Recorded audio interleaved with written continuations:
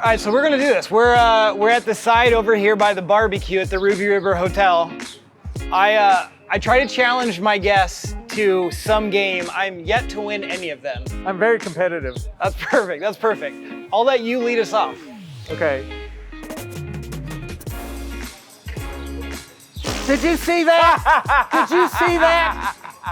You're wearing the mask, obviously you're part of a vulnerable community, and really, I mean, we've made every precaution we can here today. I know it's been a process, but tell us about, more from your perspective, what it's been like going through this, going business to business and knowing that you're in that vulnerable side. The hardest thing is really protecting your team and your employees, because if you're losing $200,000 a month, at some point you have to figure out, okay, how do we retain our core people? How do we bring the other people back? How long will this coronavirus last? When will we be out of this really a medically induced recession? So we're here for the long term, so we're just doing the best we can. We're here with Jerry Dicker. Jerry, thank you so much for having us at your property and showing us all the great things you do in Spokane. It's totally our pleasure. I'm glad you could see the place. It's amazing. You guys have done a lot of work here. You've been doing a lot of work in Spokane. Tell us about some of the improvements you've been doing in Spokane. I'd say remodeling the Bergens Block building into Ruby Suites. That was interesting and rewarding, emotionally, not financially. Yeah. Saving the Montvale Hotel was a very nice thing. We like doing that. The Bing Crosby Theater, we're still working on. It's difficult, definitely during the Corona situation. In all events, it's always difficult because it's a small venue with limited seating. Converting the old roadway into Ruby 1, Hotel Ruby, was fun. I think this will be the most fun when we're done with it, because it's the biggest property, and when we're done, we should hopefully have a fantastic restaurant food operation, as well as great accommodations for all the visitors and guests. What got you into the renovation and this going into, like, you've done so much to Spokane. What got you into that? I came here and I retired, but I had nothing to do. You can only spend so many hours with the grandchildren a day, particularly when they're in school. So little by little, I started doing things that I knew how to do, which is kind of renovate buildings and build. So one thing led to another thing, and then someone asked us to save the Bing Crosby Theater. I thought that would be fun. That's a lot of education in there. We started selling our California properties and bought this because we thought it was like the premier location in the city. And we liked the fact that it was not vertical. So it was a lower stature hotel where we could put things in for families. So this hotel will be for families, young people getting married, business travelers. We hope that we can work with the river people and put a dock here.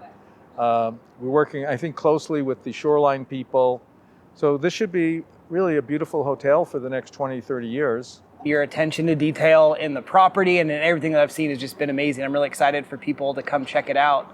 This is the best patio in the city, in my opinion, because you can have meetings, the food is good, you get an idyllic situation, you're looking at the river, it's very pleasant.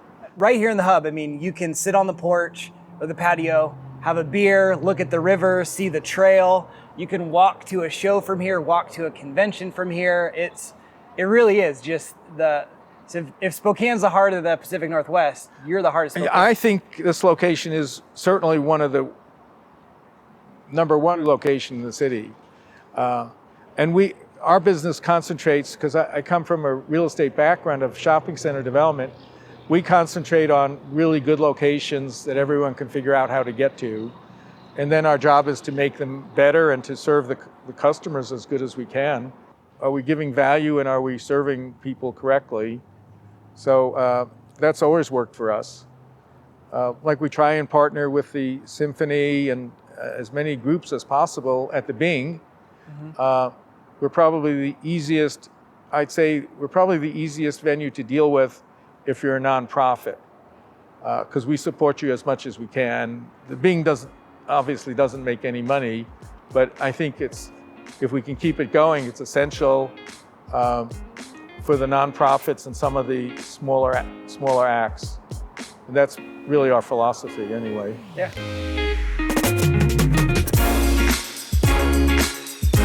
Well done. That was shocking. That's it. Now I got You're done. You're done. You'll never meet that. I didn't hit the board. You're done. You beat me fair and square.